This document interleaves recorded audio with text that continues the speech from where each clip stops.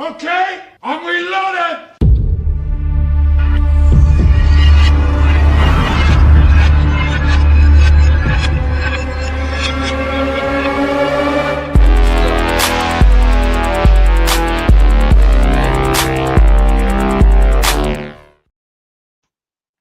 All right, what's good? What's good? We back in the building. 3kingsboxing.com, 2K the Prodigy, man. We about to break this David Benavidez, Anthony Yarde card all the way down to the white meat, man. Of course, I got some cats joining me. My man Bo, y'all know who that is, the old man of the crew. Got my man Corey.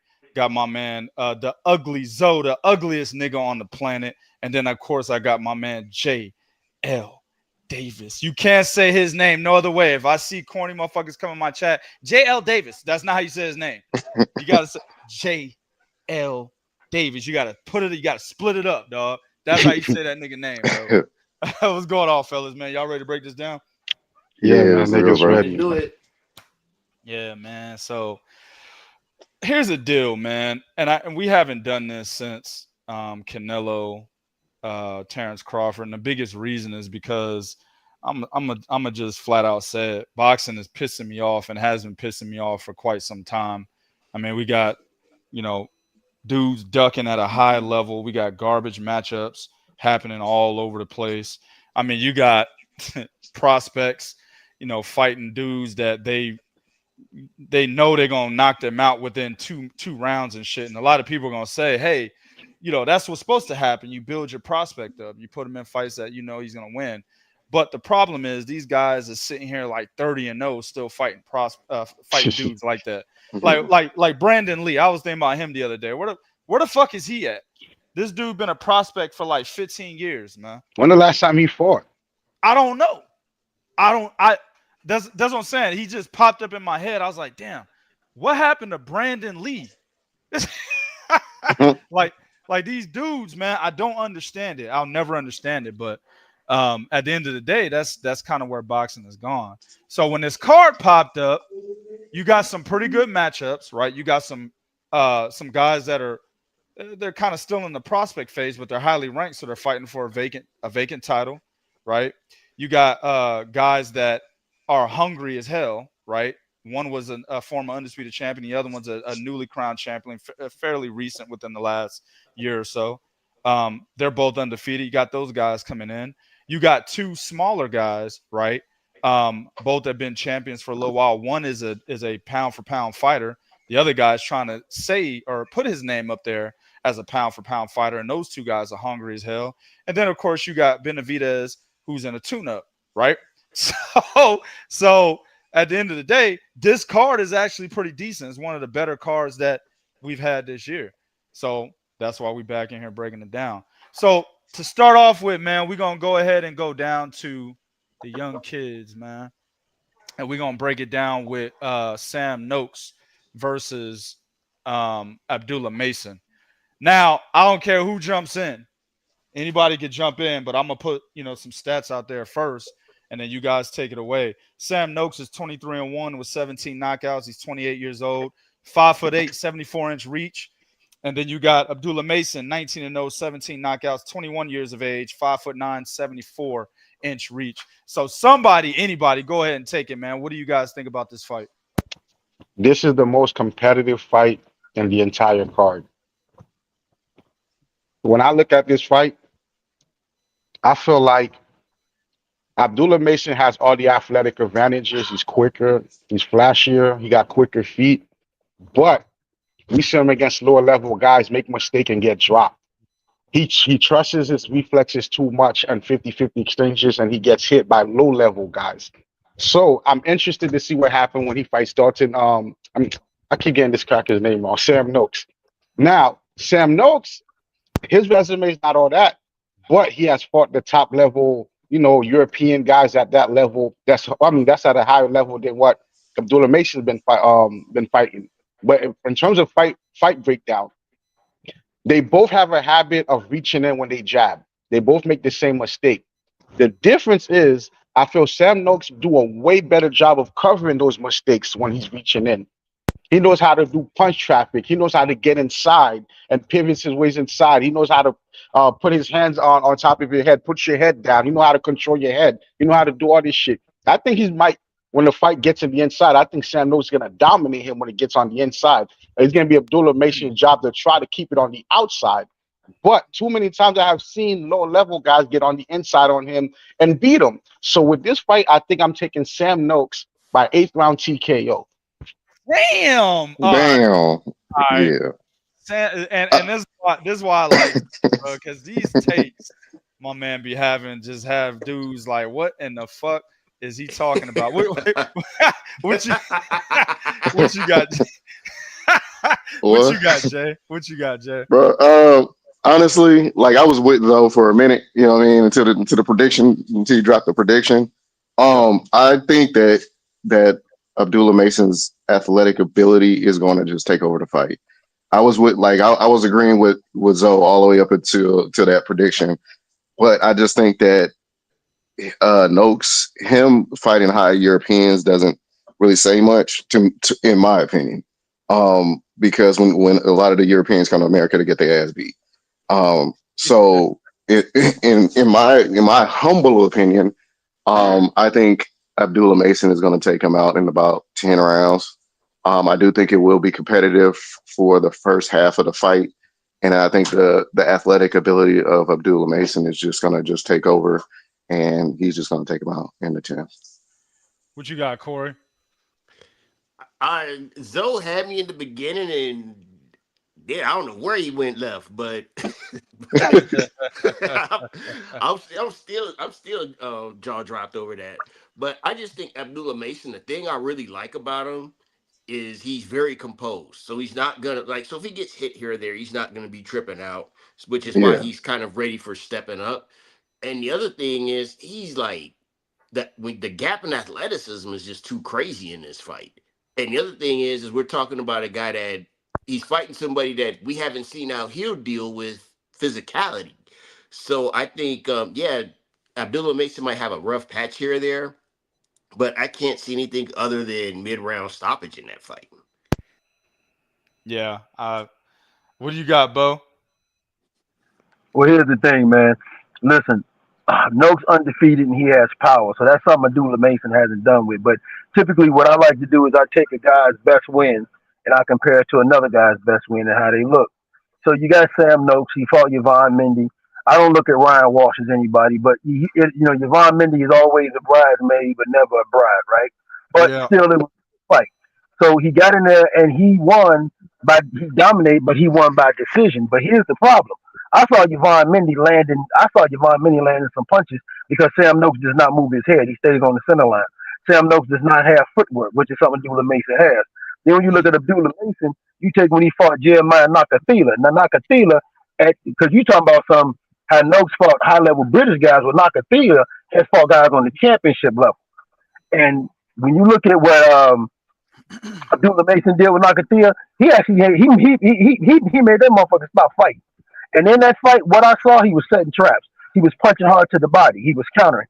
Ever since he had that draw in 2023 and people started doubting him, that boy has been on the chat knocking everybody out. So I don't think it's gonna be as competitive y'all think it is gonna be.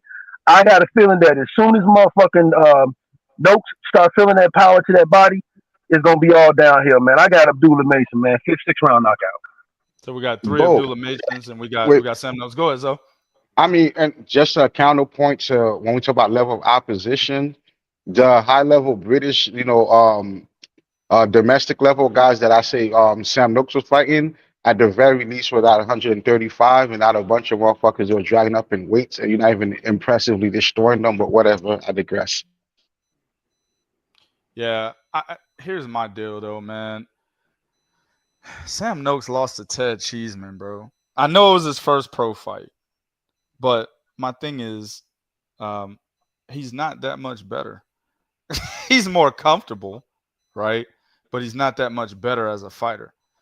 Ted Cheeseman is not. He's one of the better UK fighters. Let me say mid-level better. like he's not a top UK fighter. He's a mid-level, You're like one of those guys that you got to get through to get to the next level in UK boxing. And Sam Noakes lost. So at the end of the day, bro, the thing with Noakes is he's robotic to me, man. He's a big puncher, right? He's got heavy hands. And his hands are so heavy that he stuns opponents on contact. Now, of course, these are UK, European opponents, right? These aren't anybody that is a top-level prospect like an Abdullah Mason, right? Nobody of that caliber. But when he hits these guys, it stuns them momentarily every time. Then he goes in for the kill. He's able to unleash so many different a variety of punches to be able to get them out of there, right? But at the end of the day, when he's going in for the kill, he's robotic. Bo mentioned he does not have head movement. He doesn't have upper body movement, right? He changes levels well, right? But that's when he's going in for the kill. That's when he's measuring people. Changing levels from mid-range distance against a guy like Abdullah Mason that can dictate the pace very well from the outside doesn't really mean shit. All you're doing is trying to gain leverage on your shots, right? And he's a slow puncher. Like Abdullah's got to be right there in front of him in his range for him to get off. And even then, Abdullah Mason's reflexes are so quick, I don't see how Sam Noakes can really touch him, right? Now, let me say this, and let me contradict myself. There is something I'm a little worried about when it does come to Abdullah Mason, and that's his fight with Johan Vasquez, right? You remember that, Zoe? That's the fight he got dropped twice in. Twice. Right? So, and he got dropped twice. Why? Because he was overzealous, coming in head first, right? Got caught by 2 check left hooks in both scenarios, going for the knockout. He can't do that against Sam Noakes. He can't go in there overzealous, right? Complacent in his offensive attack and forget about defense. He does that shit a lot, right? And that's a young man's mentality. Oh, man, I'm fucking this boy up, bro. And they forget about the fundamentals on defense. See, he cannot do that against a big puncher like Noakes, or it can end up being a situation. What was that boy's name? Montana Love and that Australian guy where Montana Love was getting his ass whooped, right? It could be a situation of Raymond Ford versus Nick Ball. Raymond Ford is left with his goddamn jaw drop. Like, how did I lose to this guy? Right? That could happen here with Abdullah Mason if he's not focused and not being overzealous with his offensive attack, right? But I agree 100% with Bo when he talks about who he's fought. Ryan Walsh is trash, and that's one of his best wins. Yvonne Mendy, like he said, he was the bridesmaid. He was never the bride, which means he never actually got, was ever to win the big test that he got. He was never to get that those major titles. They always eluded him. He would be the IBF Intercontinental, WBC Silver, right? WBA, Fecum Box. This nigga had all them types of titles. But when it came to the major ones, he could just never pass the test, right? And those are the 2 best wins that he has on his resume. I don't feel like Sam Noakes has the resume nor the experience, and he's older, right, to be able to deal with somebody of Abdullah Mason's caliber. It would have to be a situation where Mason has mentally checked out, or he just was never there mentally. He has some sort of breakdown, right, and allows Sam Noakes to take over the fight. He gets hit too hard, maybe, feels the power and says, fuck it. But he's already been hit hard and been knocked down and overcome adversity against Johan Vasquez. Not saying that Vasquez hits as hard as Noakes, but I'm just saying the adversity has gone. He's gone through it already. So I fully expect him to be able to handle Sam Noakes, even if he does get hit by something he doesn't see, even if he does get dropped, even if he does get buzzed or stunned. I got Abdullah Mason, man. I'm not going to say by knockout. I'm going to go out on a limb and say this goes the distance, but I got Abdullah Mason by unanimous decision, man. All right, man. Y'all got anything else on that one? Yeah, I like to add in that I don't think him getting hit has anything to do with him overzealous. I think it has to do with he trusts his reflexes too much in 50-50 exchanges, and his IQ is not that high. So he can get caught and he can get had. And we seen it against D-level niggas consistent. Man, the one thing though about him is he can fight off the back foot. I get what you're saying, right? But this is a fight that is really all about what Abdullah Mason is going to do.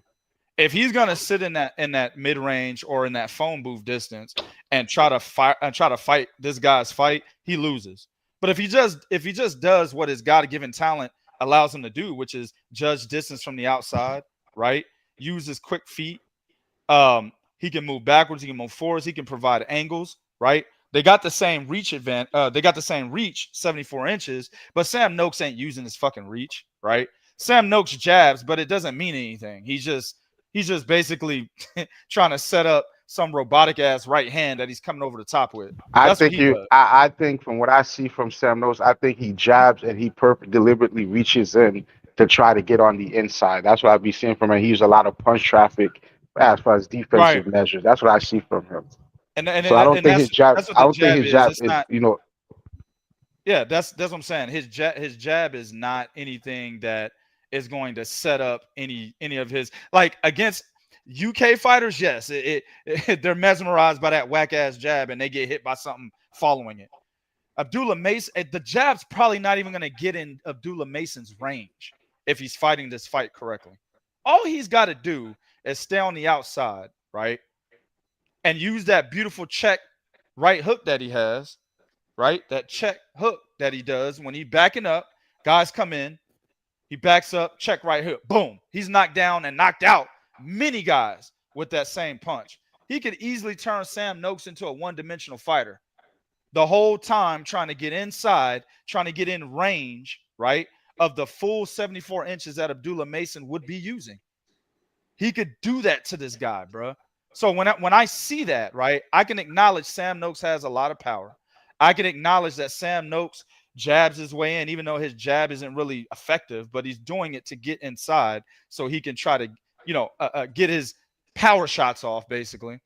I can acknowledge that, but at the same time, if I got a fighter who's as quick as Abdullah Mason, has a fucking piston-like jab as Abdullah Mason, has the counter-punching ability, the fast reflexes, the quick feet, can fight on the back foot like Abdullah Mason, then all he needs to do is stay on the outside and turn this guy into a one-dimensional fighter. And it can easily be a shutout if he fights the right way. Given the fact that he, like I said, he's got the flaws and what you believe in terms of what got him knocked down twice against Vasquez, and what I believe, he's got those flaws, yes. But in this fight, right, he's already learned from his flaws against Vasquez. So this is really a testament to, hey, Abdullah, how much have you learned since you got knocked down twice? I think he's had 3 fights since then. How much have you learned since you got knocked down in that fight? How much have you learned against a guy that's going to be coming forward and trying to basically hit you with everything but the kitchen sink? Sam Noakes doesn't throw any light punches. Everything is a power punch with this guy. So how much have you learned in being able to defend yourself against that? This is really a testament to, is Abdullah Mason ready for the next level or is he not? I 100% think he is, man. You ain't got no rebuttal to that, Zoe? I think you're underestimating the advantages Noakes is gonna have on the inside, and then I seen, like I said, outside of the Naka Waka, whatever the fuck that African nigga name is, outside of that shit, everybody had moments when they found the way inside, and I believe Noakes is better than all of them. So that's why I think the fight's gonna be fought out of real estate. Yeah, that's gonna be that advantageous for Abdullah Mason. I do think Abdullah Mason can destroy this nigga from the outside. I just don't think he has the ability to do that consistently, because I see lower level niggas fucking disrupt that. Even if it wasn't consistently, it might have been a 30-second sprint, a 20-second sprint. They fucking suck. It shouldn't have happened at all. Yeah, I agree with that. And I think a lot of that is the younger mentality, right? They want to put on a show. And that's that. If he's got the right team behind him, they're telling him, hey, this guy's too dangerous for you to be doing that. We need you to fight the way. I don't think so. I think they saying this is a British white guy that's slow. Go there and fuck. I think that's what they meant. What I'm saying is his team needs to tell him that. I'm not saying they are saying that. Okay, I'm saying they need to tell him that this guy is too dangerous. Don't fight him like you're fighting these other guys, these bum ass niggas that we put in the ring for you to pad your record with. No, don't do that, right? And they should always go back to Johan Vasquez. So that fight right there is. Wasn't there another knockdown? Well, I could have not against him. He got knocked down twice. I know he got knocked 3 times in this career. I know twice against Johan. He got knocked down against somebody else. I just can't remember. But the Vasquez fight is the most telling, right? Yeah. Because it was twice in the first. I believe it was twice in the first round. And then he ended up knocking the guy out after that. But that's the most telling fight is that one, because he had to get up twice from the canvas off the same punch, the left hook, right? So if I'm his trainers, I think his dad is his trainer. If I'm his pops, I'm like, yo, go back and watch that fight. We can't do that ever again. We definitely can't do that against Sam Noakes. This is your coming out party. It's for the vacant WBO title at 135.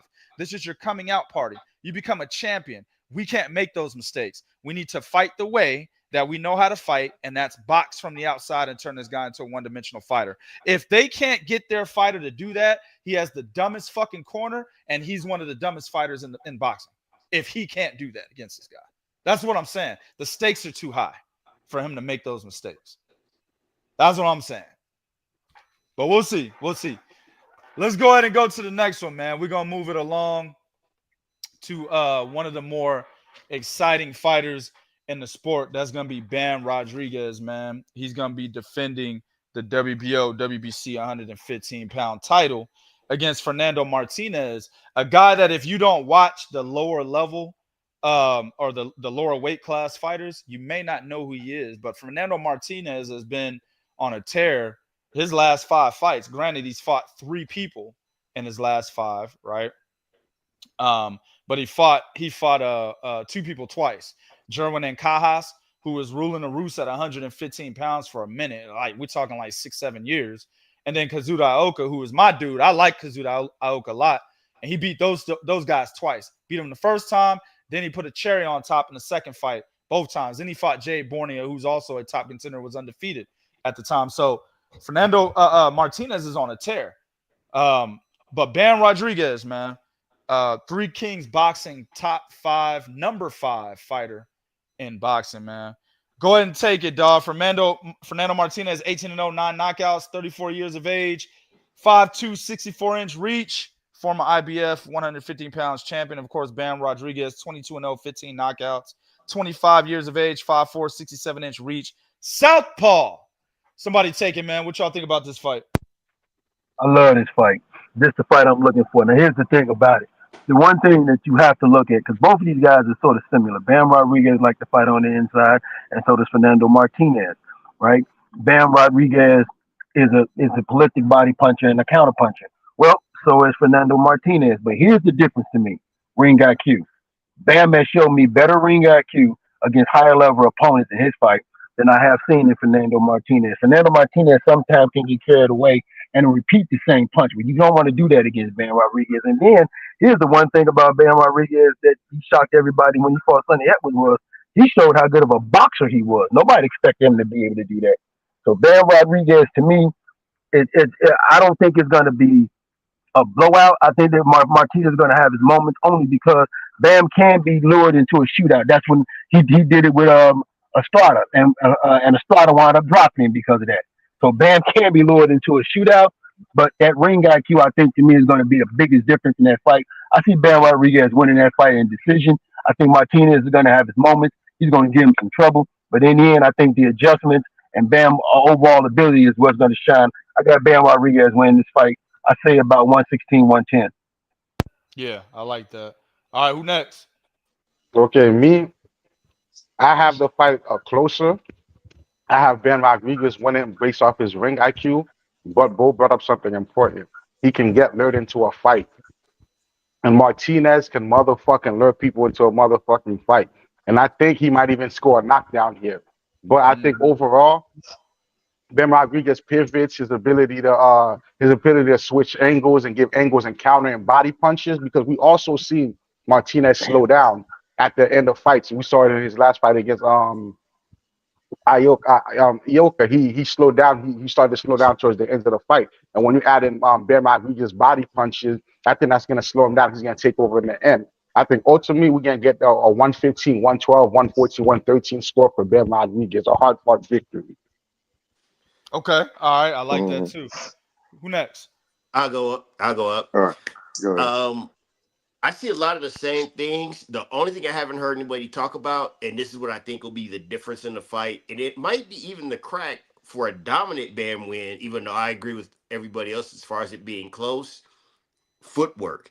I think Bam's lateral movement, particularly if he gets his rhythm in early, he might do better than we're expecting. I think they are closely matched. But I think like how everybody else is saying, it's ring IQ is the big thing, but I also think footwork will be the other big advantage. And it Yeah. might be the gap that might make the fight further apart, not necessarily closer. But I'm still 115, 113-ish, 116, 112 range as far as how I see it being scored. Okay. Yeah, I agree. I agree with that footwork point. That was one of my points too, man. Go ahead, Jay. Yeah, man, I agree with everybody. What everybody is saying. I think the difference is going to be definitely the footwork, and I also think that it's going to be the angles. Like Bam creates some great fucking angles, Yeah. and and his ring IQ and how he obtains those angles just by literally studying his opponent and the tendencies as the fight goes on. Like his fight with Chocolatito was, you could tell, like, because Chocolatito, he literally creates very good angles, and he keeps coming at you. And I think that experience and how he dealt with that is definitely going to show in this fight. I do think it may be close. I'll say probably around the fifth round. I think by the sixth round, I think we will start to see that separation. I think Bam's IQ is going to take over, and combine that with his footwork and his body punching ability. I just think he's just going to wear him down. I don't think he'll knock him out, but I do have it like 116, 112. Yeah, man. So, yeah, I'm kind of on another island. I agree with everything you guys are saying, and I actually agree with the pick. But my results are a little bit different. So, on paper, you look at these two guys and you say they fight similar, as Bo mentioned, right?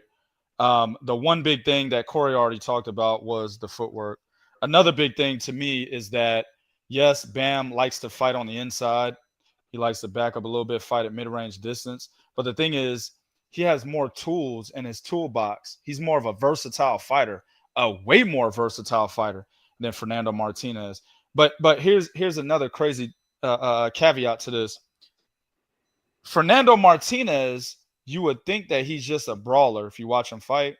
But then when you watch him fight Jerwin Ancajas and Kazuda Ioka, he actually fought off the back foot. He boxed off the back foot, right? And was actually using the ring in those two fights. So to me, I look at that and I think, okay, is he a guy that recognizes his opponent and makes adjustments based off of that, right? And fights a certain way based on the opponent that's in front of him, which make him an extremely smart fighter and makes this fight even closer? Or was that just a fluke in those two fights? Because if you watch him, Kazuda Ioka was timid. I don't know why, but he was. Jerwin Ancajas, he was never the same fighter since he had that draw with Alejandro Santiago, right? I think that was like in 2018 or so. He wasn't the same fighter since then. I feel like he was at a better point in his career than Kazuda Ioka was at that time, because Kazuda Ioka, this motherfucker was a bad motherfucker at the lower weight divisions. I think at 108, then got married, got him some ass and shit, retired, came back. After he lost the ass, he became a brother over there in Japan and shit, had braids and shit. You know what I'm saying? Like, because He's seeing some Jeremy Lin shit. yeah, dog, like Kazuda Ioka, this motherfucker is going everywhere, bro. You know what I'm saying? So Yeah, exactly. Heisenberg, he fought without the cornrows. He should have had the cornrows in when he fought Fernando, bro. Exactly. So he's up and down in his career. I remember he comes back and has a draw with Donnie Nietes and doesn't look good against the other Filipino guy. I can't think of his name right now, but doesn't look good against him. I mean, he's up and down. So you can't really trust Kazuda from fight to fight. So to me, it's like, what is Fernando Martinez going to do against Bam? If he fights Bam the way that he fought Kazuda and Kaz, this is a closer fight. But to me, I'm used to Fernando fighting a brawler type of style. And I think he will get lured, into a brawler type of style because he's not going to be timid. And Bam's not going to be timid in the ring against him, right? In doing so, though, guess what? He lures him into that brawler type of style, but then Bam backs up, starts boxing him. Bam has the fundamentals down, guys. He does almost everything right. Almost everything right. Boxes off the jab, closes the distance behind the jab, uses angles on the inside to confuse his opponents, right? Keeps a high guard when he's within range. I like him to sharpen up on his head movement a little bit more, right? But he does almost everything right from a boxing fundamental standpoint. Fernando Martinez, to me, seems when he becomes a brawler, he's just in there winging it. If you watch him brawling, he's getting hit by these guys that he's fighting, right? Oh, he's getting hit by Ioka and Kajas, and they were timid. So I honestly think this is not that close of a fight. You also got to look at how dominant Bam is right now. He beat everyone that was a somebody in the last decade at 115, in and around 115, right? Carlos Cuadras, Sarisiket Sor Rungvisai, right? What's the fucking guy's name? Yeah, thank you. Juan Francisco Estrada, right? Even retired Sonny Edwards' ass, right? He's whooping everybody's ass. He's on a tear. He's at a high. He's in his prime. And him being in his prime, he's dominant. And on top of that, he's 9 years younger than his opponent. I got Bam Rodriguez, bro. 9th round knockout. I think he stops him. As tough as Fernando Martinez is, I think this is just going to be another stoppage under Bam Rodriguez's belt. The experience is way too much. The versatility is way too much. The hunger, the dominance, the level at where he is in his career versus where Martinez is in his career. It's just light years that big of a difference, man. So I got Bam by knockout. Now, that goes without saying. This is going to be a firefight for as long as it lasts. I expect this to be a firefight. I expect a lot of punches to being thrown. I expect a lot of punches being landed. But I just think at the end of the day, Martinez is going to wither, man. Y'all got anything on that one? Anything else? I got one thing I want to say. You said he beat Charlie Edwards. No, that nigga knocked the swag out of Charlie Edwards. Charlie Edwards was acting like a brother until that nigga beat his ass. And I'm pretty he went back to being British after that fight. He unfollowed every black girl on Instagram after that shit. Hey, he lost his date with Clarissa after that shit, bro. He was too little. He was too little anyway. Hey, that little motherfucker was gonna try to get that shit, dog. He did hit her up on Twitter, like loud and proud. He did. And she said if he wins his next fight, she'll go on a date with him. And that was his next fight was Bam. And he quit. That's why she said that shit. She set him up for failure. Probably. And he quit. Man, yeah, but yeah, man, I don't think anybody beats Bam right now, guys. Hold on. Let me fucking finish, nigga. Damn. Oh, I was about to say. The only one that beats Bam, in my opinion, that's around his division, I wish they would have fought, was Junto Nakatani. That's the only one I could see. You know why they haven't fought 2K? You know why? But I guess that's for another show. You know why they haven't fought. Yeah, of course. But that one there, that's the guy that I think would have beaten Bam Rodriguez. People are talking about Naoya Inoue. I mean, I don't think Bam goes up that high in weight. I don't see him going all the way up to 122. Hell, he was at 118 and moved down to 115. Right? Unless the coast is clear. Yeah, possibly.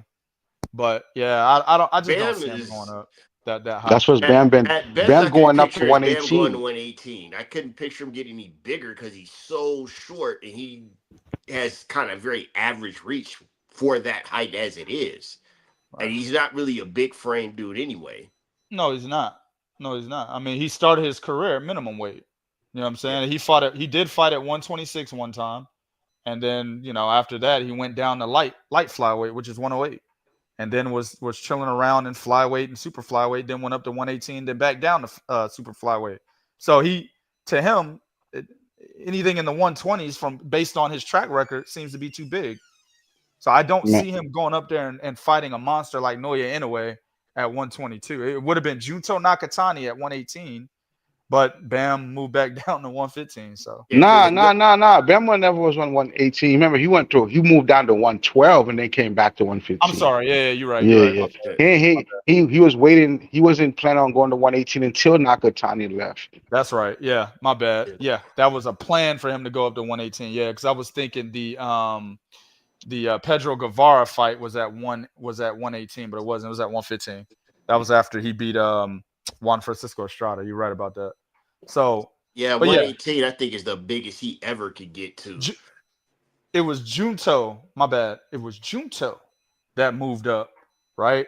I wanted Junto to go to 115 and fight Bam for that. I think at the time, Bam. I don't think he hadn't fought Juan Francisco Estrada yet. I don't think. I don't even think he fought Sonny Edwards yet. But he beat Quadros. Yeah, I think he had the WBC title only at that weight at that time. And if I'm not mistaken, wasn't Junto WBO? Yeah, and then that nigga went down to 112, nigga. Yeah, After that, I started looking at that nigga weird ever since that day. That shit pissed me the fuck off, man. Yeah. But then Junto was like, fuck it, I'm gonna move to 118, and then the rest is history. Because go ahead, Corey. Based on like what we've been saying, would we say from what we've seen so far, Bam is probably a generational talent? Yeah, I mean, Bam is accolades. Yeah, I think so. Bam is a great fighter at the lower weight divisions that brings excitement, right? I don't think we saw anybody bring that kind of excitement since Roman Gonzalez. Hell, even Juan Francisco Estrada wasn't bringing that kind of excitement, bro. He needed Roman Gonzalez to do so. I was going way back in the crates. I was going to say, like, he's like the most watched that I've seen in the smaller weights since Carbajal. Like, somebody that, like, you put him on a card, you automatically know, like, people are going to sit down early for it. I think Roman Gonzalez was being watched a lot, especially when he signed with Golden Boy. Because I remember the people that were watching him fight Sariska Rungvisai and Carlos Cuadras, man. He had a huge turnout in person and people watching on TV. So yeah. Plus HBO gave him a big backing. They paired him and Triple G up together. So I can see that. As soon as Floyd left, remember they put that boy at number 1 pound for pound. They did. Yep. Immediately. Oh, yeah, I forgot the hate game. They was out there like immediately. Yep. All right, man. We're gonna move on to the next one, man. Now this next one is I think this is the most intriguing fight on the card. My contemporaries may disagree with me, but I think this is the most intriguing. You got Brian Norman Jr., 28-0, 22 knockouts, 24 years of age, 5'8", 72-inch reach, WBO 147-pound champion currently. And then Devin Haney, obviously, doesn't really need much of an introduction. The former WBC, the former 135-pound undisputed champion, right? Age 27, 5'9", 71-inch reach. This is the most intriguing, guys. Go ahead and take it. Whoever won it, take it. All right. Damn, nobody want to take it? Since I ain't like, I'm about to take it right now, brother. All right. So basically, I've been back and forth on this. Because I don't think that Devin Haney has fully gotten over the Ryan Garcia debacle. And that's gonna be and I think this fight out of all fights that he's fought right now is literally one of the biggest because it like we can forgive him for this last fight. You know what I mean? But this fight right here, he needs to show for his brand, literally, that he's gotten over what happened against Ryan Garcia. On paper, if we're talking about regular, you know what I'm saying, Devin Haney that just comes out there and just boxes, then I see this fight just being a complete wash, much like the Regis fight. I don't think he knocks him down as many times as he did Regis, but I think that he outboxes him fairly easy. I think just the footwork, his jab, and just the angles that he's able to create will be too much. I think also, but if he gets caught like he did, which I don't think he will, I hope not, because I'm pulling for Haney to pull himself out of it. But at the same time, like if he gets caught early, I want to see if he adjusts or does he fold. That's going to be the biggest telltale of this boxing match, in my opinion, is if he does get hit hard, does he start running around the ring and not engaging as much as he typically would? So at the end of the day, I think I'm gonna lean more towards Haney, just because of his skill set, his IQ. I'm still, like I said, leery about his whole mental capacity. But if he's there mentally, I see this fight being more like a 116, 112. But I'm gonna go 115, 113. I mean, that's definitely the big fat ass elephant in the room, right? Is whether or not he's not scared to get hit after getting caught left hook after left hook against a bum ass dude like Ryan Garcia, whom Brian Norman is way better than, in my opinion. Yeah. So yeah, that's a big elephant in the room, definitely. Who got it next? All right, so I gotta say, although you mentioned Haney IQ, I question the fuck out of that because of Ryan Garcia. I question that nigga's IQ because of Ryan. I think so. In that fight, I really believe that he mentally he just was not there. He was so caught up in the whole like media and what the media was saying and trying to prove a point that he's not pillow hands instead of just boxing. Because when he just boxed in that fight, he was beating Ryan's ass. You know what I mean? He was just Stevie Wonder to the fucking left hook. You know what I mean? And I just think that he went in there trying to be something he wasn't. And that's why he got his ass knocked down so many times. I got one name for you, Bill Haney. I'm sorry, it just needs to be said. That dude is horrible. Like as far as like what he says in the corner and how he directs them. It ain't as bad as Angel. Bend your knees. just because he ain't the worst, don't make him good. That's true. I agree. Man, y'all haven't been following Brian Norman Sr. if we talk about horrible corner, man, but whatever. Keep going, guys.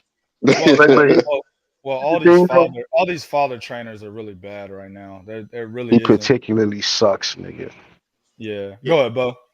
Him and Flores Schofield there be pissing me off. But anyway, I take that back. I take that back. He's the worst. He's the worst. My bad. Anyway, he got to go back to being the Devin Haney we saw that, like you said, Regis program. He got to go back to being the Devin Haney that was in it with Vasily Lomachenko, George Kambosos. George Camboody. That's what we need to be. Right, George Camboody. You know what I'm saying? Jorge Linares. He got to go back to being that Dev that was able to sit in the pocket, move, like you said, give them angles, and feed off that jab. Now, here's the thing. Although him and Brian Norman got the same reach, Dev is a better jabber because Brian Norman does not jab. Like, I go back to that Santillan fight, and I told this to 2K earlier. People put too much stock in that Santillan victory. Santillan wasn't really all that good, man. What he beat Alexis Rocha? Okay, Rashidi Ellis did that already. So we already knew that. They put too much in that victory. And then, even when he beat Sasaki, Brian Norman requires you to come at him and be on his body. He requires you to engage him because he's looking to land them hooks and them uppercuts. Well, all Dev's got to do, like you just said, all he got to do is box. Because Brian Norman ain't gonna jab. Brian Norman's not a jabber. If he throws the jab, he's not throwing the jab with the same intent to hit you to set something else up. He's more or less doing it as a range finder to see, okay, what else can I throw? Devin Haney can fight behind that jab, but he's got to do that. Devin Haney mentality. He has to forget about that Ryan Garcia fight. The mental makeup of Devin Haney right now is what's in question to me.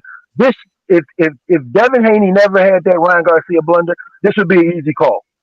But it's not an easy call because he had that Ryan Garcia blunder. Because if he gets hit, like we just said, by Brian Norman, and Brian Norman can punch, I'm curious to see what Devin Haney's going to do once he gets hit. Is he going to fold? Is he going to go forward? I think Devin Haney is going to pull it out, but I can definitely see a situation where Devin Haney finds himself in some serious trouble because, like I said, his mental makeup and his ring IQ is just a huge question for me. Well, I agree with about 95% of what you said. Brian Norman does jab. He actually does jab. It's not a good jab or anything like that. But there's one thing I will give him credit for. He does jab before he jumps in and starts unleashing a barrage of punches.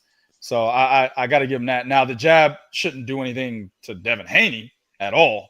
You know what I'm saying? So you could say his jab will be so obsolete given how, the reflexes of Devin Haney that we're used to, minus the Ryan Garcia fight.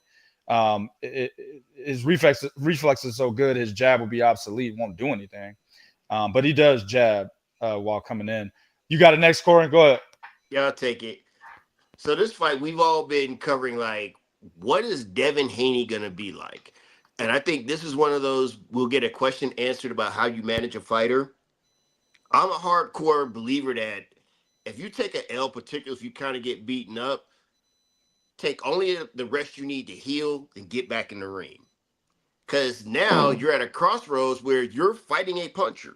Now, from a boxing standpoint, I think Devin is superior to Brian Norman. Like, I would almost say, like when I look at Brian Norman, he reminds me of Cornelius Bundrash, just with way more power, but he's kind of Nah, bro. Hell nah, nigga. This nigga said he reminded him of K9, bro. That is a fucked up compliment. Go ahead. I'm sorry. That's bad, bro. Go ahead. But the thing about Cat, like, he fights hella rough, but he don't really be in there. He has lots of stretches where he's not in there boxing. That's what I'm getting at. Shit. K9 was the most wild. That nigga was horrible, bro. I don't even know. That dude was running around with that IBF title. He for was, like wasn't years. he? But that was a bum ass time in that division. Yeah, Carlos Molina and him. Didn't he beat fucking Corey Spinks for that title or somebody? Yes, he did. He beat the shit out of him twice. Yeah, Secure Powell, nigga. Man, get the fuck. I'm sorry. Go ahead, Corey. But to my point, like, from a boxing standpoint, Devin is superior, but he needed to get cracked upside the head before going into this fight, because now, if you face adversity, you're fighting a guy that will finish you. With that being said, I'm always going to pick IQ and ability over kind of like what could go wrong. Shit could really go wrong. I wouldn't go running to the casino to bet on this, just simply because I don't like the fact that Haney's only took one fight since that fight. It's been a little over 2 years now, and you only took one fight. Like, I really have a big problem with that. So I think he should be able to keep himself out of danger, but at the same time, I really don't like the idea if he gets cracked. I don't even think he knows how he'd react. So, so with that being said, I uncomfortably would say it would be like 117, 111 to 115, 113 type range for the fight, just because I don't think he'll be able to just hold him at bay the whole time. And I also don't think he'll fight aggressively enough to run away with the rounds like he would if we were talking about how he was fighting before he ran into Garcia. Yeah, I mean, it at the end of the day, you make a good point about him only having that one fight after Ryan Garcia, because he fought like a scared bitch in there with Jose Ramirez, who at that point in time was already washed. You know what I'm saying? Nobody was checking for fucking Jose Ramirez at that time. Ever since Jose Ramirez lost to Josh Taylor, nobody ever was like, oh, that's it for that nigga. You know what I'm saying? Like, so he wasn't anybody that people were looking at as, oh man, this is a dangerous fighter. It was really a, hey, this is a name that you're getting in the ring with after Ryan Garcia to get yourself back up to, you know, to the status that you were before in terms of, you know, the confidence level, the comfortability level, all of that. This was what Jose Ramirez is supposed to do. And it backfired. It did absolutely the opposite, right? So that's why we are where we are today. Like, fuck, the big elephant is still in the room. Go ahead, Zoe. This is what I see. Brian Norman, I disagree with what Bo says. Brian Norman does have a decent jab. He does jab. He does try to jab his way in. He's good at feinting people. He's good at feinting people out of, you know, position when he's hand fighting to set up his power shots. And he's decent at countering jabs, especially if he's throwing a single jab. He's good at catching you with counter hooks. He's also physically strong as fuck because, you know, he's country as shit. So he's strong as fuck. So he does have a decent inside game, which will work for him against Haney because Haney's fucking control game is what's ass. We've seen it against Ryan Garcia was able to break out of all his clinches, dog, and punish him. We saw in the later rounds against Lomachenko. Lomachenko was able to do that. Haney wears purses and skirts and shit, bro. What the fuck you expect? Paint nigga. Yeah, you're not strong, bro. Yeah, but yeah, so Brian Norman, back to people that dye their hair, you know, I'm not expecting right. that. Yeah, so Brian Norman, he has that going for him. But on the flip side, this nigga gets jabbed consistently against niggas that we will never ever see on TV ever again. This nigga consistently gets caught against the most pathetic of fighters.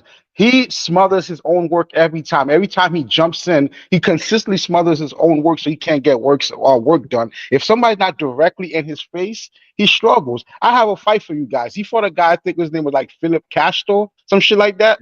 Yeah. The nigga fights. He's basically a Family Dollar version of motherfucking Devin Haney. Go watch that fight just to see what the fuck we dealing with. And This if I'm nigga's not not good. at the time he fought that dude had like 5 or 6 losses. Yeah.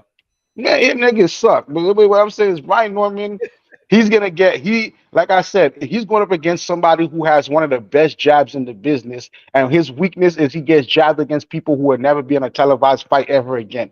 So it's very simple. He won't be able to get his offense started. When he does able to try to close distance, he's gonna smother his work like he always do. This is gonna be worse than the Regis fight because he's nowhere near as good as Regis. Expect a 120, 108, and he might score a knockdown, catching that goofy ass nigga jumping off his feet, and he might catch him with a counter and get a flash knockdown. It might happen once or twice. So yeah, I might take 102. I mean 120, 107 scorecard. Damn. like y'all making this shit too hard. Y'all making this shit too hard. This nigga sucks. Wait. Devin Haney's gonna get a knockdown. You said 120, 107. A flash knockdown, yeah, a flash knockdown, catching this goofy nigga off his feet because this nigga always jumping and lunging, and he's gonna get caught with some shit. He's not gonna get hurt. It's gonna be one of those flash knockdowns. So Devin Haney is going to be fully mentally prepared for this fight, is what you're saying. That's what he's saying. Yeah, listen, I believe Devin Haney went into the Ramirez fight with only one thing in his mind: secure the Ryan Garcia rematch, and that's the only thing he went in there looking to do. This fight, he's looking to take a title.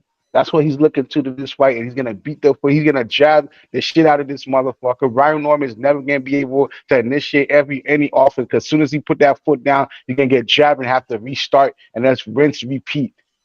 This nigga's not good, bro. Let's not make this shit hard, bro. All right. So not so much even the good part. I got a question for you. I'm sorry to interrupt. No, you good. Go ahead.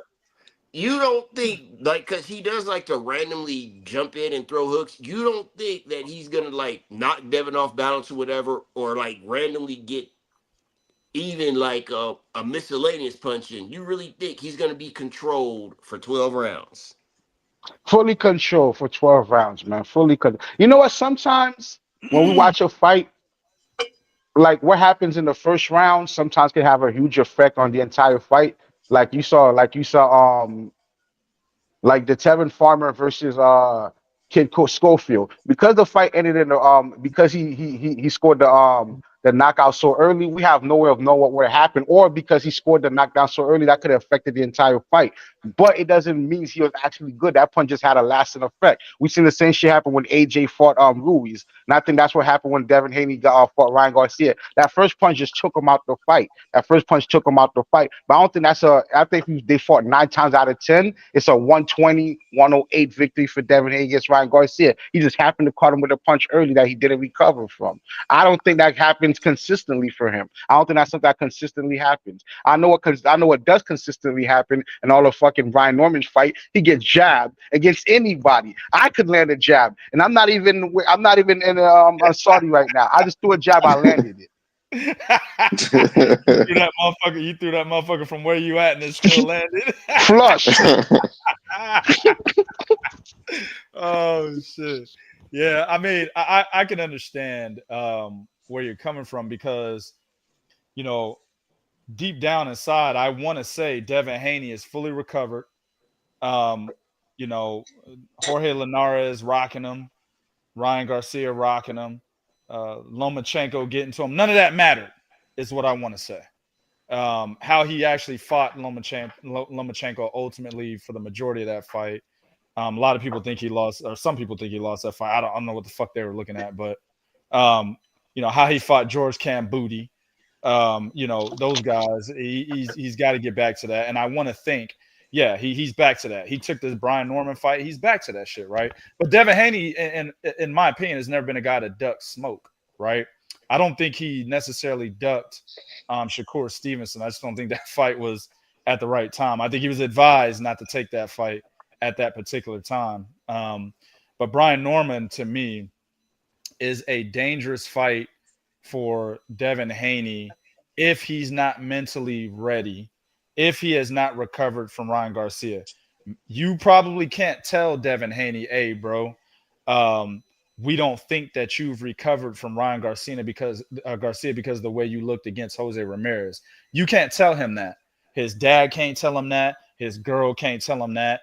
The niggas that been in his entourage his whole motherfucking career can't tell him that, right? So, of course, he's going to come into this thinking, oh, yeah, I'm fully recovered. Nigga, what? Nigga, it's just Brian Norman. I'm going to beat this nigga ass, with the same mentality that Zoe has for, you know, and the same expectations anyway that Zoe has in terms of him winning this fight.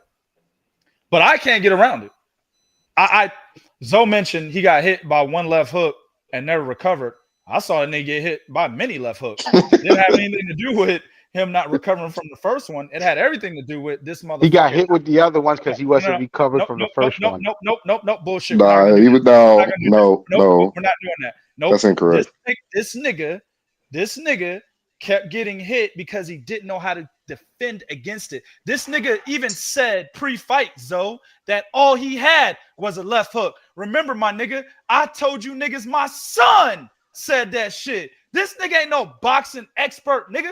He's at the time, a 12-year-old, I think they fought 2 years ago, 11-year-old boy, nigga. This nigga ain't no boxing expert, but this nigga still said, oh, yeah, that nigga Ryan Garcia, yeah, I wouldn't pick him to win that fight because all he got is a left hook, dad. That's exactly what he said. Everybody named motherfucking mama knew this nigga only had a left hook. And what did Devin Haney do? Run into the left hook.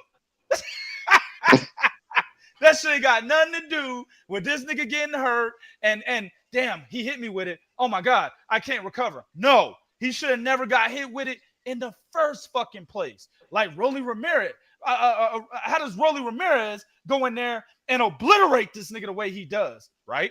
Gets around the left hook. But Devin Haney just can't do it. Can't get right? Nah, bruh. That's what I'm worried about when he goes in the ring with a guy like Brian Norman, who actually, guys, Corey compared him to K9. You can compare him to another fight on the fucking card. Brian Norman's a slightly better version of Sam Noakes. Look at how they fight. They fight almost the same fucking way. While I'm watching Sam Noakes, I'm like, this looks like a white version of Brian fucking Norman. A white British version of Brian Norman. It's exactly what it is. You know what I'm saying? So them two niggas, they fight similar. I'd say Brian Norman's a little bit better than Sam Noakes because he actually uses his jab better than Sam Noakes does. He's not as Sam robotic. Noakes, believe it or not, got better defense than this motherfucker. Look, I threw another jab, hit him again. I disagree with that. I disagree with that. Sam Noakes is too robotic. Don't move his head. None of that. All he does is change. He just changes levels. And he creates a lot of punch traffic to stop punches from coming in when he's going in. Nope, we ain't doing that shit. You already gave your Sam Noakes take. That shit was disagreed with. Hell no. Sam Noakes is not that nigga. No, he's not. He's British. He gonna get his ass whooped by Abdullah Mason. not that dude, bro. Not at all. So he's literally him and Sam Noakes are the same motherfucking fighter, bro. Same fucking fighter, bro. Right? Brian Norman uses his jab better. He has more power than Sam Noakes. He's not as robotic, has faster hands, and he's more accurate than Sam Noakes. I'm watching Sam Noakes throw punches. He's missing the nigga altogether. Not saying that Brian Norman didn't do that, but he's more accurate than Sam Noakes is. But they're literally bred from the same fucking cloth, right? They're cut from the same cloth, basically.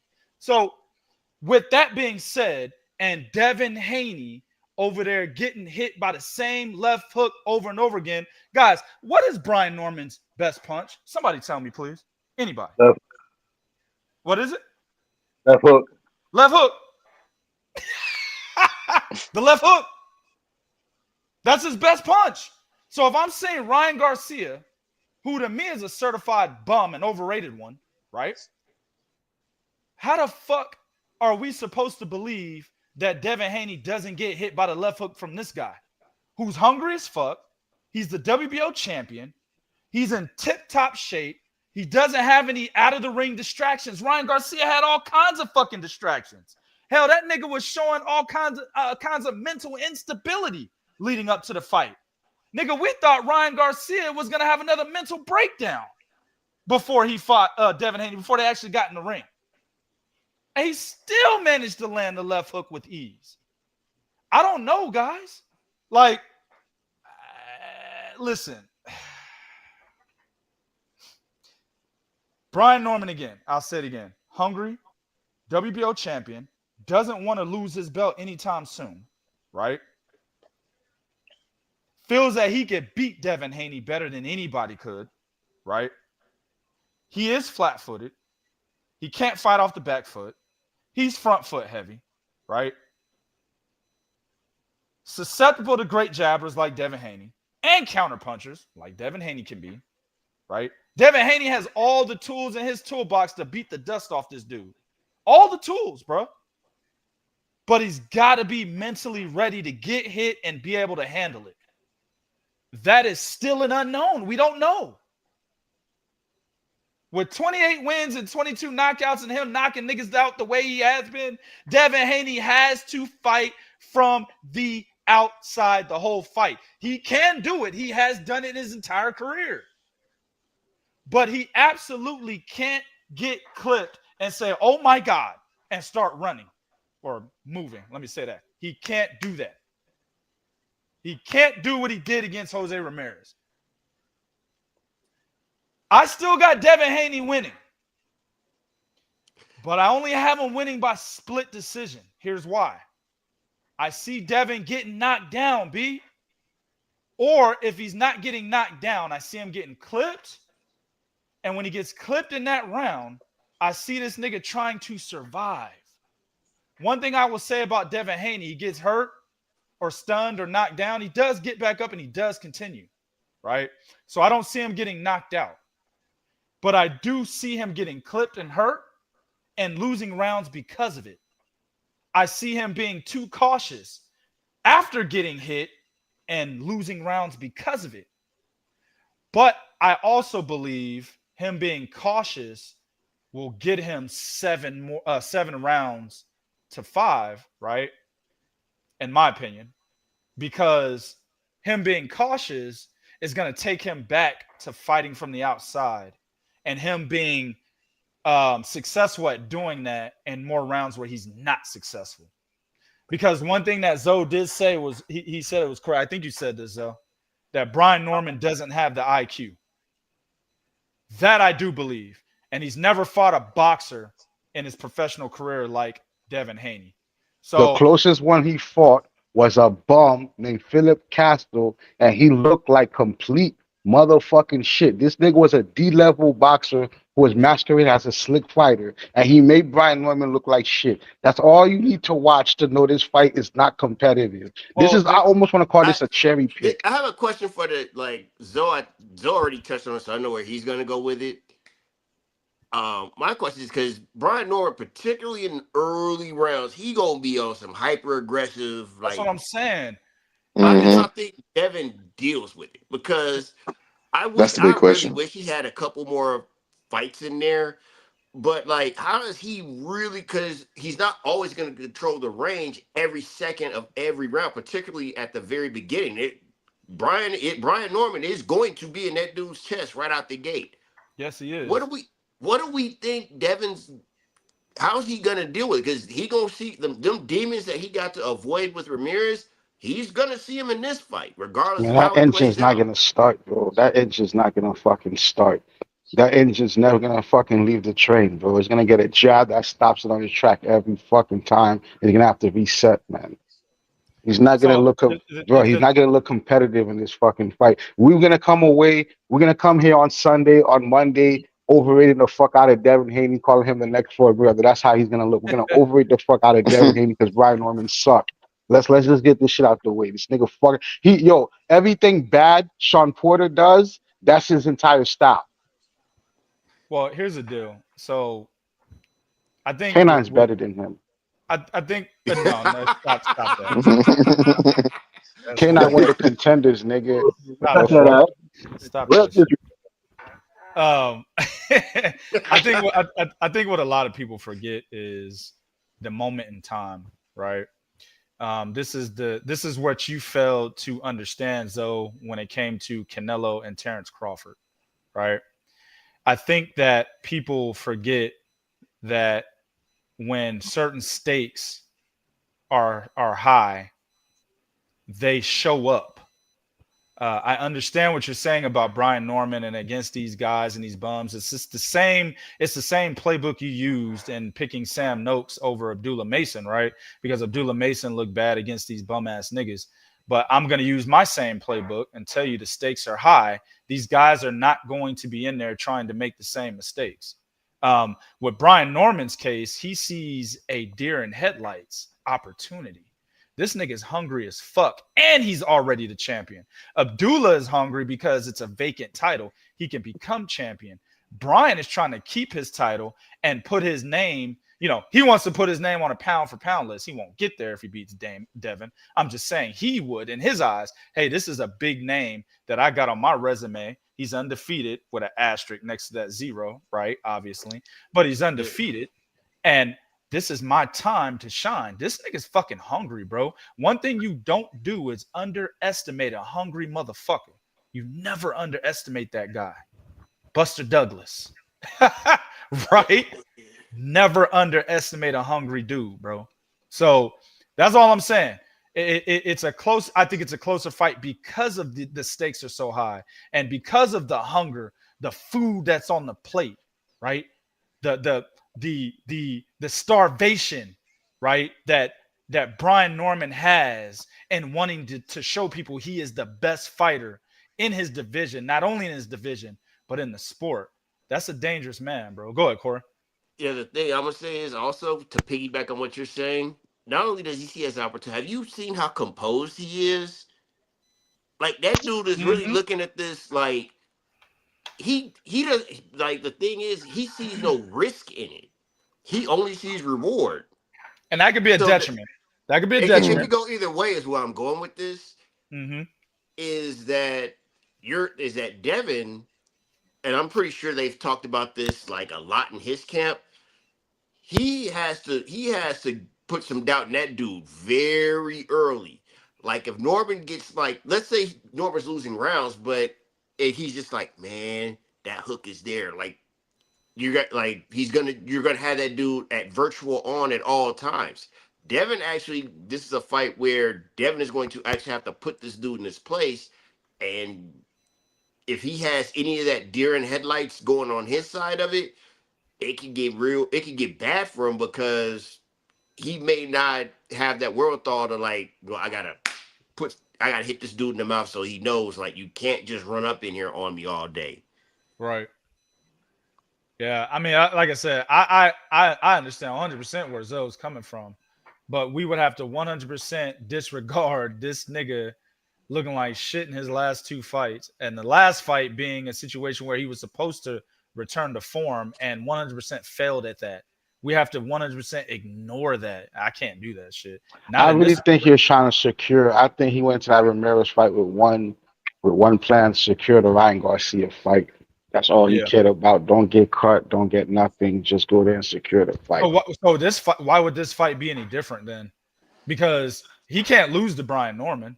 No, he can't lose. But I think this fight is for a title, and because Brian Norman's so hot, basically. I'm gonna say this shit about Devin Haney. Don't think I'm hating on the nigga. Yeah. Bill Haney knows how to pick them, dog. I know the Ryan Garcia shit backfired, but if they pick a fight, there's a reason the Shakur fight didn't happen. Them niggas know what they doing, bro. They pick this nigga for a reason. They pick all their fights for a reason, dog. They don't fight people they think they're gonna lose to, bro. Trust me. Well, let's not ignore the elephant in the room, Shakur not taking the contract that was given to him either. Whether he wanted more money or whatever the case was, he didn't accept what was offered to him. So let's not ignore that. Yeah, I hear That fight you. almost happened. It wasn't. Yeah, I don't know. I'm gonna stay out of that one. I don't think Bill Haney is cherry picking his opponents. I disagree with that. No, I think he's a very, very good because you know how just like how Bud said he didn't think he could beat Canelo until this motherfucker be like, yo, I think he's good at seeing those type of things, just like Freddie Roach was. Freddie Roach was excellent. That was part of the reason that made Manny Pacquiao look fucking. I think that played more of a role than fucking the steroids did. Fucking Freddie Roach knew when to fight people, where to fight them, what catch weight, when, you feel me? He knew that shit. He know how to see that shit coming, dog. Freddie Roach been around boxing his whole life. I mean, he was a boxer. That's why the nigga got Parkinson's. Bill Haney he doesn't have that kind of experience that a Freddie Roach would have to say, all right, I see what I see. You know, don't fight this guy or fight that guy. I really, truly believe that Haney's don't give a fuck. Really, they'll fight anybody. Freddie Roach was picking fights better than Brad Weiss and Brad Goodman and what's the other matchmaker that's in the Hall of Fame for Top Rank? He was picking the fights better than him. Yeah. God, what's that? Bruce Trampler. He was picking fights better than them. Yeah. Yeah, I can't give Devin Haney that kind of. That's like saying like what you're calling that dude Lex Luthor, dude. When you say that's like Bob Arum, right? Like Bob Arum is good at that shit too. Like if y'all remember that movie Undisputed with Ving Rhames and Wesley Snipes, the old man and shit in that cell that was saying that Wesley Snipes is gonna beat Ving Rhames. He was supposed to be the Bob Arum character. Been around boxing for so long, he can pick who's going to win based on, the experience that he's had in the ring. I mean, in the sport. Around the sport. I don't have Bill Haney as that kind of intellectual in boxing. Not at all. Nowhere near. Nowhere near. But I saw him and Floyd have that debate, and I'm sorry, I didn't get that level of mastermind out of that.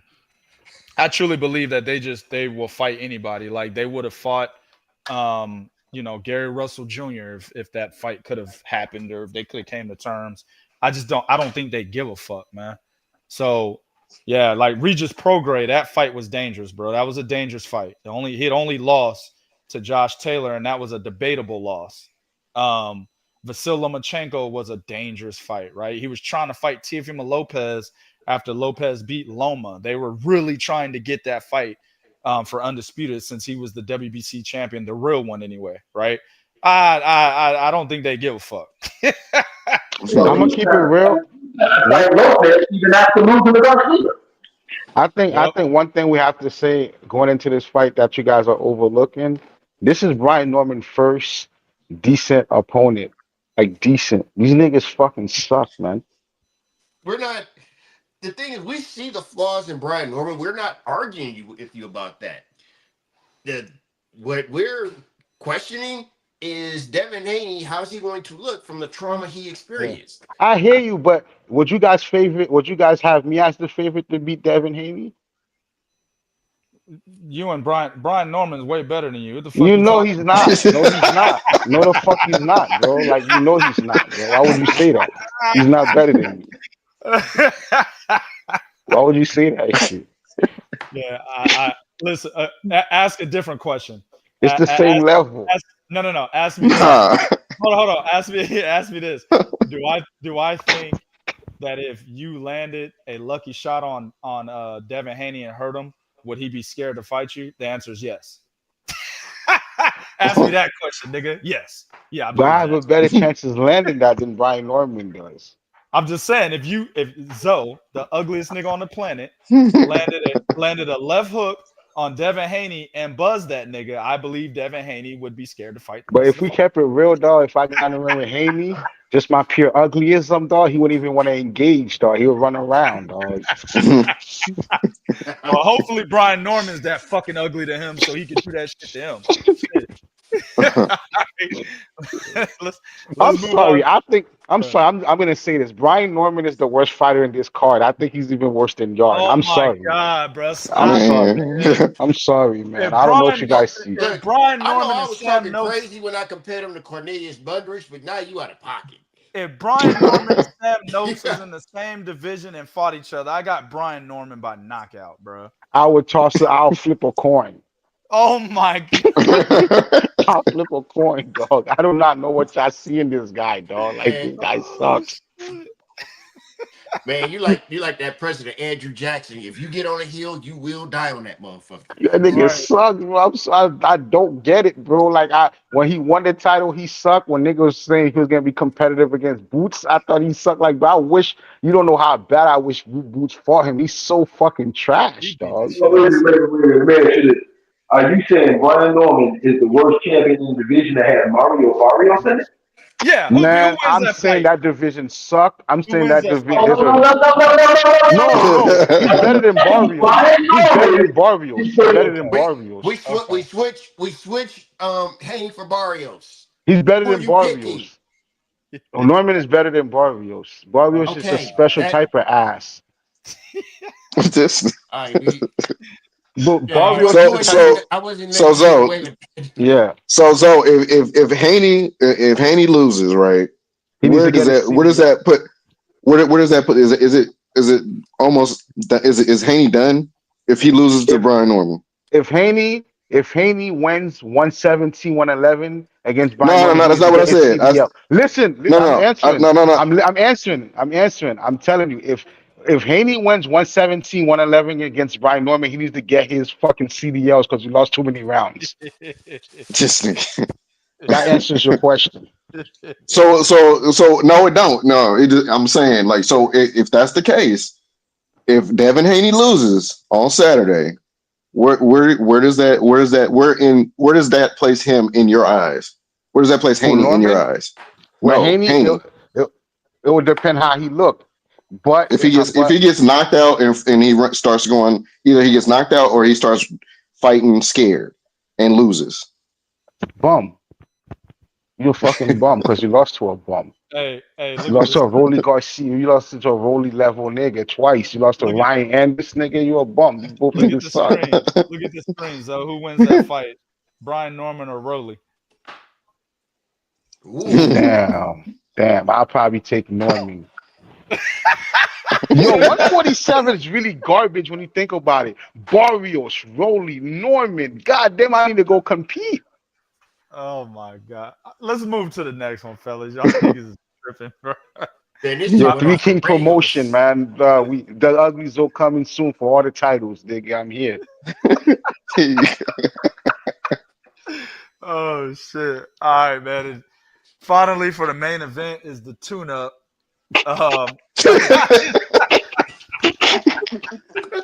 Yo, hey, listen, he said Brian Norman's the worst fighter on the card. Listen, out of these fights that we just mentioned, right? I think Anthony Yarde is the worst. And Agreed. Stand on? huh? Not second worst. We're going worst for Anthony Yarde. Yeah, I think Anthony Yarde is second worst. Him and Sam Noakes is right there, bro. They right there, bro. Okay. Anthony Yeah. Yarde is fucking horrible, man. I'm sorry, bro. He is horrible. Like Sam Noakes has some level of fundamentals. Anthony Yarde is just in there punching, bro. Yes, and I'm gonna say why when I get to my breakdown, but he's like a street fighter almost, bro. That just got into boxing and shit. That's what he reminds me of, man. Well, And he British, kind of is. yeah. And British niggas gonna get mad at me, man, but it is what it is, man. You got David Benavidez, the Mexican monster, 30-0, 24 knockouts, 28 years old, 6'2", 74.5-inch reach. He is Three Kings Boxing number 9 on the top 10 list for top boxers in the sport. Then you got Anthony Yarde, 27-3, 24 knockouts, age 34. I didn't know he was that old, guys. This makes it even worse. Yeah, he ain't getting no better. Yeah, 6 foot, 72-inch reach, but his reach really doesn't fucking matter because he's gonna deduct it by like 6 fucking inches by the way he fights. What do y'all think about this tune-up? I mean, this matchup, man. What do y'all think about this? All right, man. So let me go on and get this out because I've been holding this one in. You can't are overvaluing Anthony Yarde's performance against Kovalev. That was not Crusher. Andre Ward and later Alvarez destroyed that shit already. Yes, sir. The Kovalev that nigga met was Kovalev. He wasn't Crusher Kovalev. He was just fucking Kovalev. Right? So they're overvaluing that performance. But even then, nigga, you lost to a one-handed London Awesome. Then, in the trilogy, who barely beat the nigga in the fucking trilogy. Yeah. Anthony Yarde in his last couple fights has looked terrible. Nigga, you went the distance with some nigga named Valkan. That sound like a fucking, that sound like something that should be from a fucking Dracula werewolf movie. This nigga's last name. Nigga, did you say Viacom, nigga? The goddamn. Yeah, Vilkins or something. Like, this nigga was, I don't even know this nigga. You went the distance with nigga and looked it terrible in that fight. You looked it bad in that fight. He even admitted to himself. Anthony Yarde still has stamina issues. Anthony Yarde has not improved on any of his skills. What skill set have I seen Anthony Yarde improve on? I'm not trying to knock the dude, but he exactly. David Benavidez, and then everybody says, oh, the power. David Benavidez is not the kind of fighter where your power is the only thing you have to beat him. You need more than that. I saw David Benavidez, and mind you, David Benavidez that had laxed up his body and was walking to his corner, take a flush shot from David Morrell. Yeah, it hurt, but he didn't go down, recovered, came back, and proceeded to bust his ass. So what does hell do? And what is Anthony Yarde going to do? People like to look at David Benavidez and say, "Oh man, he struggled against Gavazi." Okay, but Gavazi, the only dude to beat Gavazi was Benavidez. It wasn't like it was an old Gavazi. This Gavazi was winning, and he went in there. We saw what he did against Andre. Yeah, like Benavidez needed the knockout to beat him. Yeah, he fought better fucking fighters than Anthony Yarde because the Kovalev he fought wasn't that Kovalev. David Benavidez, Anthony Yarde has still always been a one-dimensional fighter, right? He has power, but he fades in the second half of the fight. Well, what's David Benavidez's biggest advantage? His fucking motor. And he can give you anger. And he punches a lot. Well, what's Anthony Yarde's weakness? Guys that has a motor and guys that can punch a lot. And I got a feeling if David start going to that body, now you're talking about sucking the wind out the muscle. Man, this is easy for me, man. If David don't stop him, he beats this dude, man. I got this fight. Shit. It's gonna be a fucking shutout, or Anthony Yarde may win one round, man. Man, look, bro. This nigga said he didn't fight Sergey Kovalev. He fought Sergio Kovalev, nigga. Damn. I actually thought. Sergio. I'm saying Sergio, nigga. That nigga name was Sergio Kovalev. Nigga. I was actually gonna go a step worse. He fought the version of Kovalev that would be like the version of Miguel Cotto that lost to the dude from New York. Saddam Ali. Yeah. Ew. Yeah. That trash. Saddam Ali. I didn't like him in the amateurs, bro. Him and the Arroyo brothers. I didn't like neither one of them niggas, bro. They were all trash to me. But anyway, that's something different. All right, man. Who got it next? I'll take it. I'm actually I'm gonna go way worse than Bo. I think this is TKO9. I can't see Yard getting pressured like that and not getting stopped, because the one thing that Benavidez is consistent with, he's coming to you. He's going to keep stepping to you. So him fighting a guy with stamina issues that he can hit, yeah, he's not gonna one shot him or nothing crazy like that, but he's gonna constantly be hitting the dude everywhere. So I don't see a scenario where you don't get a stoppage, and it's not power based. It's just the fact, how are you not gonna have accumulation? So I go TKO somewhere right before we get to the championship rounds. Yeah, I mean, at the end of the day, bro, y'all gotta remember that nigga Anthony Yarde when he fought Sergio Kovalev, bro. That fight, by the time he got knocked out by that fucking jab, that fight looked like Kimbo Slice versus Dada 5000 and shit, nigga. Both them motherfuckers tired as fuck, almost died in the ring and shit, bro. Swinging and shit, falling over. This is Anthony Yarde, guys. I'm just saying, man. And then, like Bo said, he lost to Lyndon Arthur. And Lyndon Arthur beat that nigga with one punch. It was a jab, bro. That's it. Now, I get it. He avenged his loss twice, but it's Lyndon Arthur. What does that really mean, guys? Zoe, I think you beat Lyndon Arthur, nigga. Just saying, man. Who got it next? I'll go because I have to get off here. So let me go.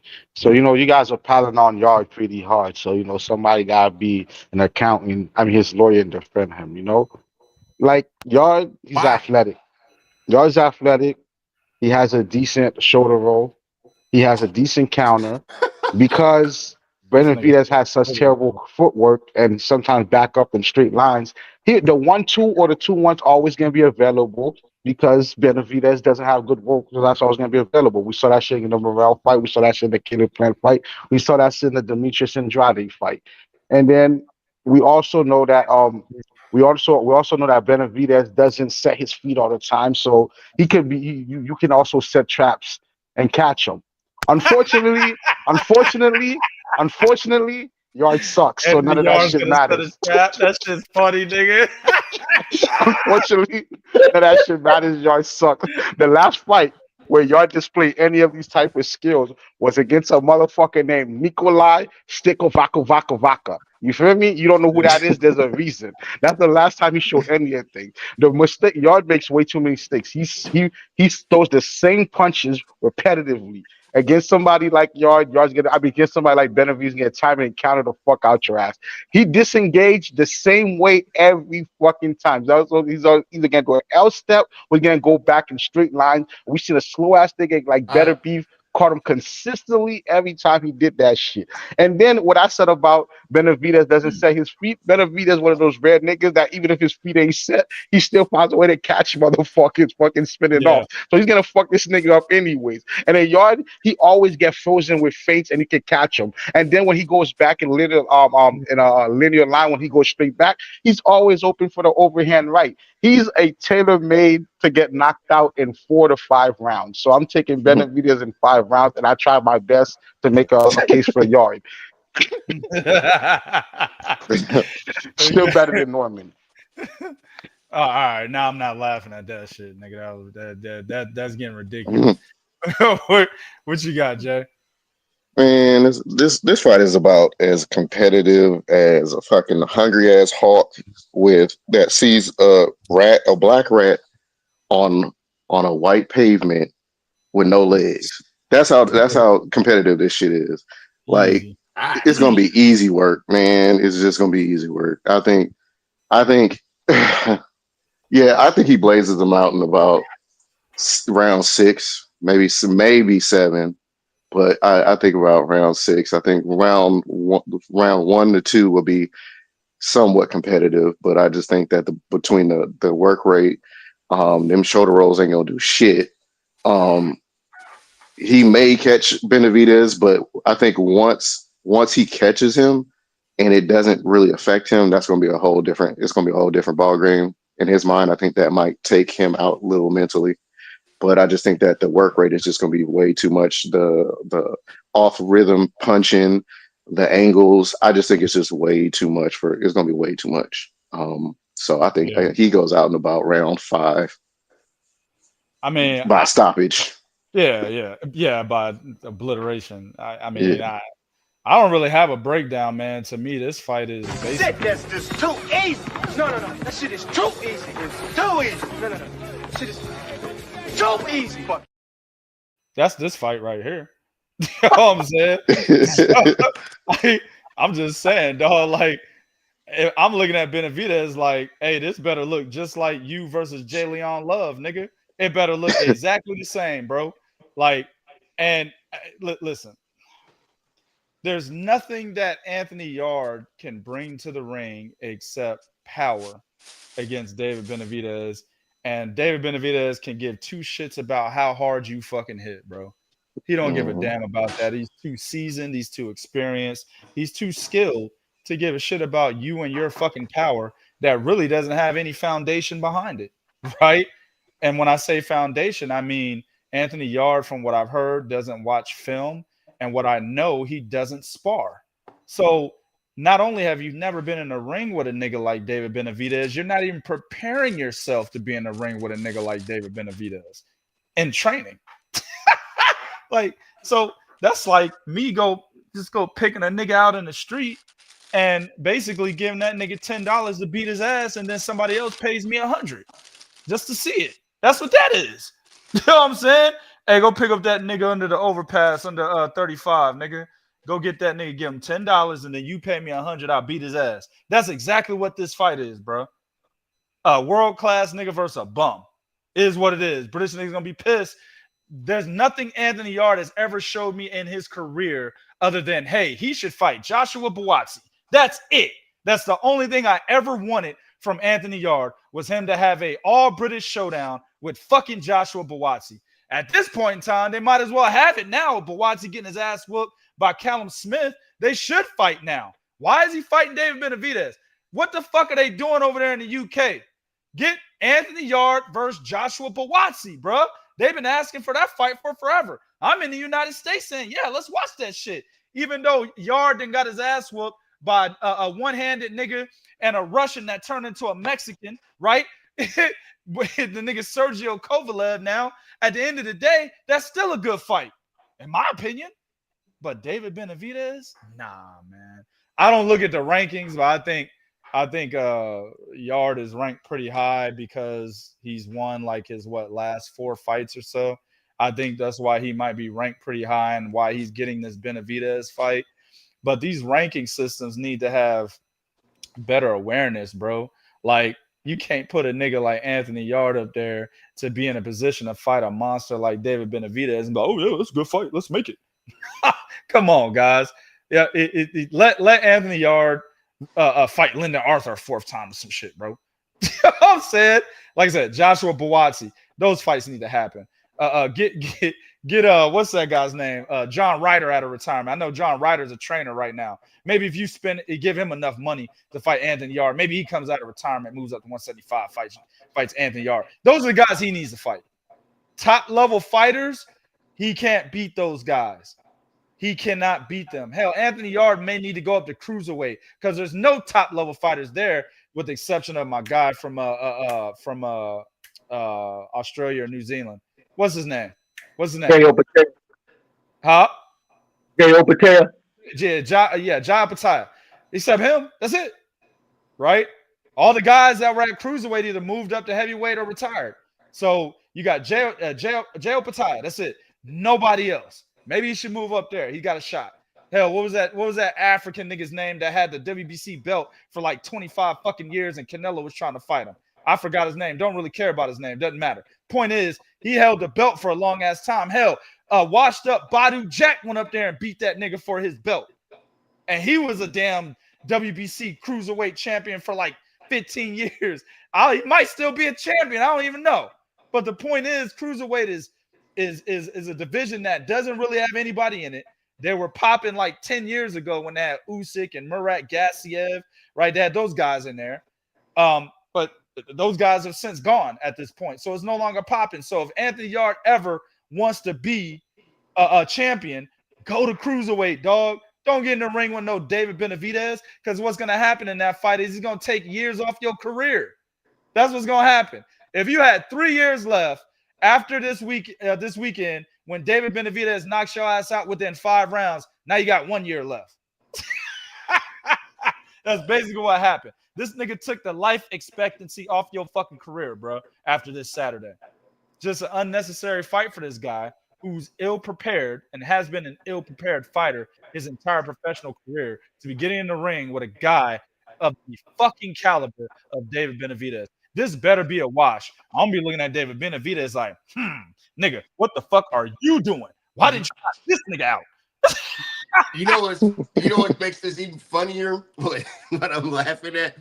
There are people on Twitter that are saying Yarde has action at stopping Benavidez.